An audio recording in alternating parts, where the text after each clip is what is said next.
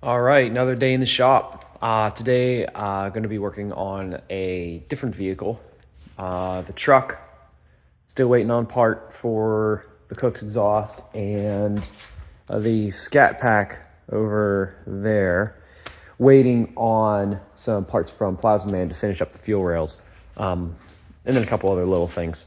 But can't really do anything on those, so we're going to switch over to this car up here. 2019 Hellcat wide body. We originally built an engine for this car, long block, about 2.5 years ago, and shipped it out to him.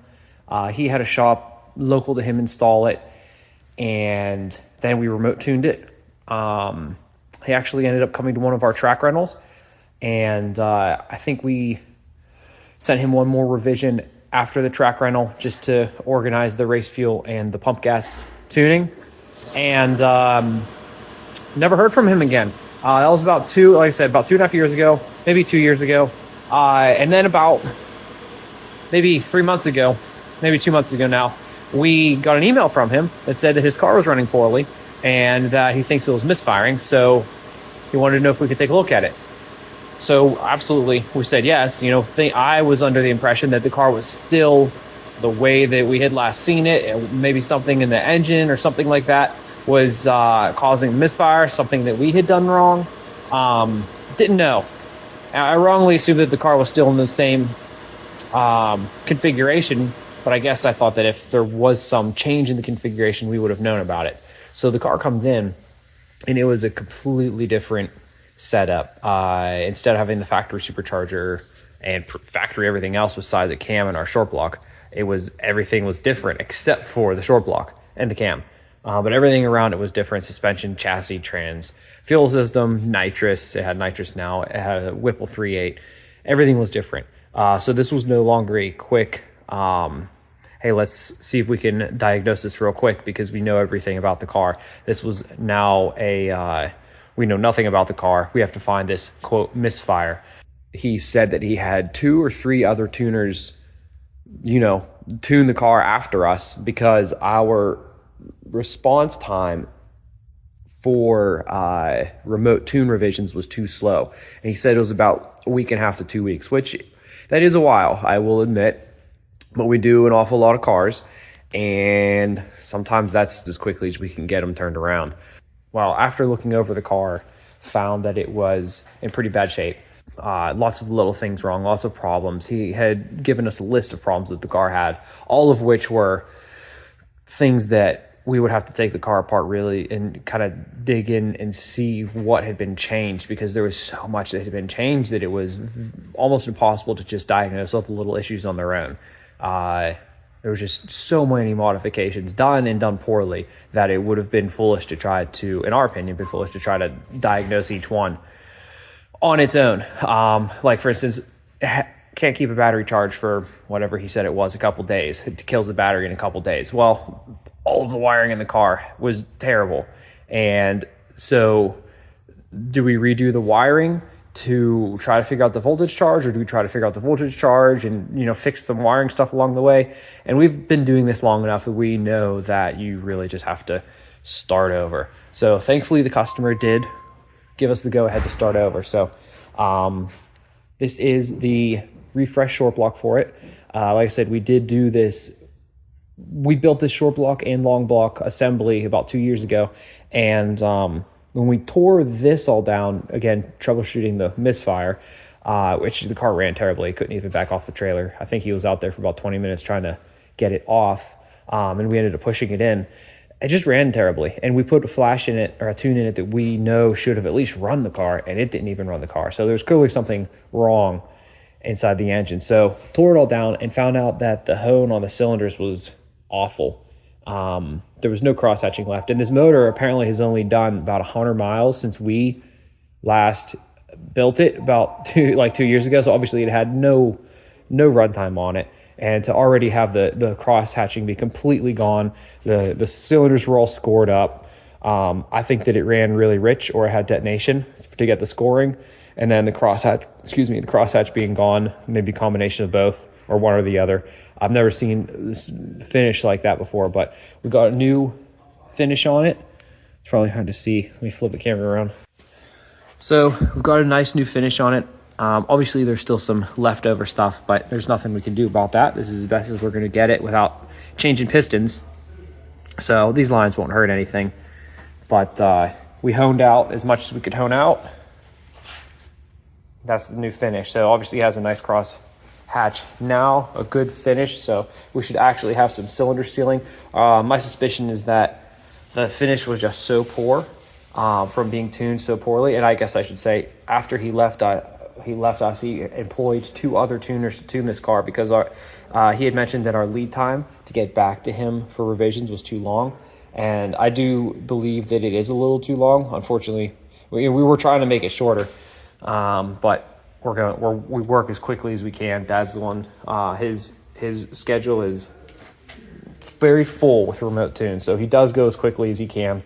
But for some people, that is a little bit too long. So fair enough.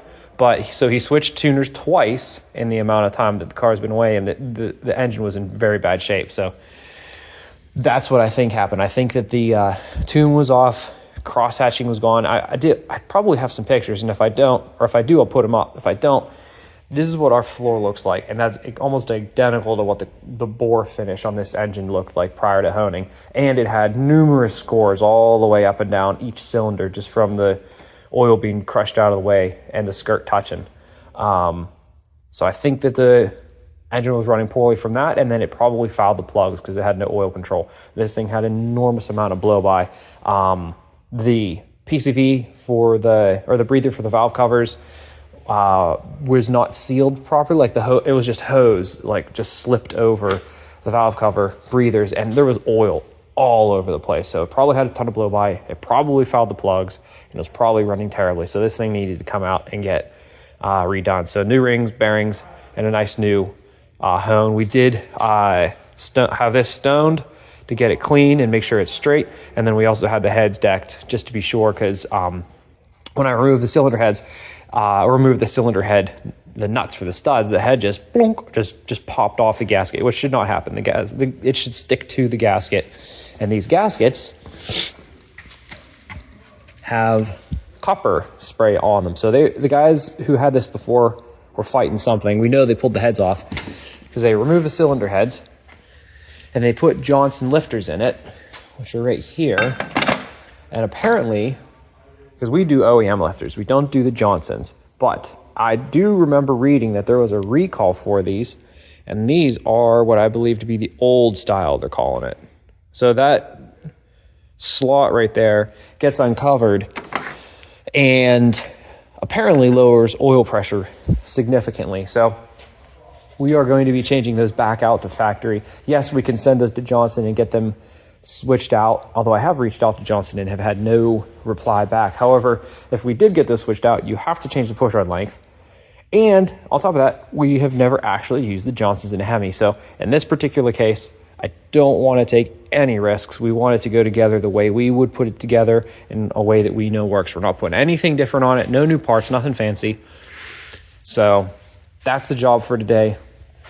Engine blocks painted. We're going to go together on it. And then I'll probably do an overview of the rest of the car at some point. But I'm going to try to get this engine together. And hopefully it goes smoothly. I cleaned up a few parts. Window tray, oil pan, oil filter housing, valve covers. Cylinder heads are over there. Can we zoom? Yeah. Heads are all cleaned up. Like I said, we had them decked just to be sure that they would be right. And so they're all nice and clean and nice smooth surface. So we're going to go back together with some new gaskets, clean the studs up, put the studs back on, put the cam back in. It's our cam, Gma Plus cam, and try to get this thing together.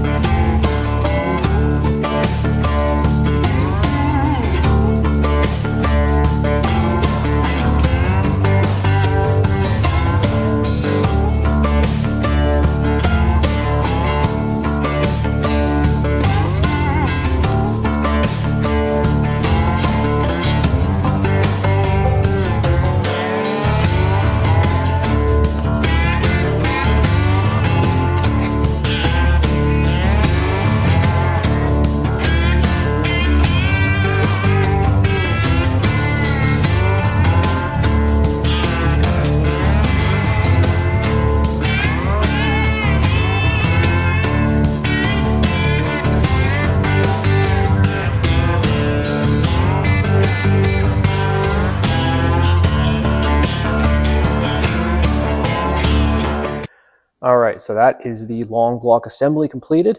Didn't have any issues really, just lots of cleaning. Hopefully those time-lapse videos work out and I'm able to put those all in front of this. But if they did work out, you would have seen us check pushrod length. So prior to teardown, I did check the pushrod length that it had in it, because again, they had changed the cylinder heads and they had changed the lifters. So I wanted to make sure that the pushrods weren't part of the problem, was why this was running so poorly. They weren't. They're at 30 thou preload. So that was good. When going back together, we switched to the OEM lifters because the Johnsons that we have, one, we don't use the Johnsons in these, so I don't want to put something together that we don't use. And two, they're the recalled old style, and we don't want to use those. So we'll put the OEM style lifters in it, not OEM style, put the OEM lifters in it, check push rods, and the intake were fine. I did have to go 25 thou longer on the exhaust push rods. It just is what it is. So some different combination of lifter and cylinder head compared to how it was put together initially, 2 years ago with those factory lifters. Really dressed up the bolts on the front cover. I used to use, before we had a lathe, we would put it in basically grind the heads down to fit behind the damper, but now we have a lathe. So dress those up in the lathe just to make it pretty. A lot of cleaning. Everything on the whole front of this engine was covered in belt dust. For one, they had the belt routed incorrectly. It was on the outside of this smooth idler instead of the inside of the idler. So the rib side of the belt was on the idler. So less wrap on the crankshaft, but I don't think that would have been a problem. But maybe, I don't know. I've never routed the belt wrong like that before. But also it had one of those grip additive type supercharger pulleys. And we did used to use those years and years ago before Hellcats were even out, 2011 or so. And we found that for a few passes they did get around the belt slip issue, but they just poured belt dust all over the front of the engine. So it made a real mess of things. It worked nicely for a little bit, but then it just was miserable to clean up. It looked terrible. So we stopped using them. And nowadays we try to come up with some way to put more belt wrap into it, or just put a larger supercharger pulley on it. And it is what it is, because we can't have customers going through belts and covering their whole engine with an engine bay with belt dust. So we are going to be replacing that pulley with a similar size smooth type pulley, just a factory unmodified Whipple pulley. And then we're also going to be putting an idler on it for increased belt rep, because we know that we need to do that with that size pulley anyway. And of course, the belt will be routed correctly. So all clean now. Hopefully it stays that way. It should. And then one thing that I did want to show, if I can figure out how to do this. All right. So we did have these cylinder heads sent out for check the deck and get them skimmed a little bit, and to check the valve job and sealing and whatnot, just to make sure that they're good to go back in. And then when I was cleaning them, I noticed that there's soot in each of the, is it easy to pick up on camera? Maybe not, but each intake port has soot in it. See all that? They're all black. Now, obviously, this thing is running ethanol as well, so these should be shiny, clean, and pretty. Maybe a bit of a brown color to them, but certainly not black. So I did check the pushrod length when this thing came apart, and there were no problems. It was at 30 thousandths of lifter preload, which is right on the money. And the valve job checked out as well. The valve job and sealing, valve sealing was fine. They said everything was sealed up. So we'll have to keep an eye on that. And there was either something very wrong with the tune, or something else is going on. I suppose the lifters could have pumped up in the previous engine. I'm not totally sure, but either way, somehow there was combustion happening at the same time that all the intake valves were open. So that could be a couple different things. So I don't think there's anything wrong with the engine now, but I'm thinking tune. I think there was something wrong with the way it was being tuned, or I don't know, but you shouldn't have soot in the intake ports. So I did check some things. Again, I double checked my pushrod length, and we're right on the money. 30 on the exhaust, 50 on the intake. which is perfectly fine. So why is there soot in the intake? We'll have to, hopefully that doesn't become any problem. I do think that's probably related to the tune because mechanically there doesn't appear to be anything wrong with this. So we'll have to get this engine in soon and get to the rest of the car. So I'll probably do an overview of the rest of the car at some point, but today was just about getting this long ball completed, and we got it done.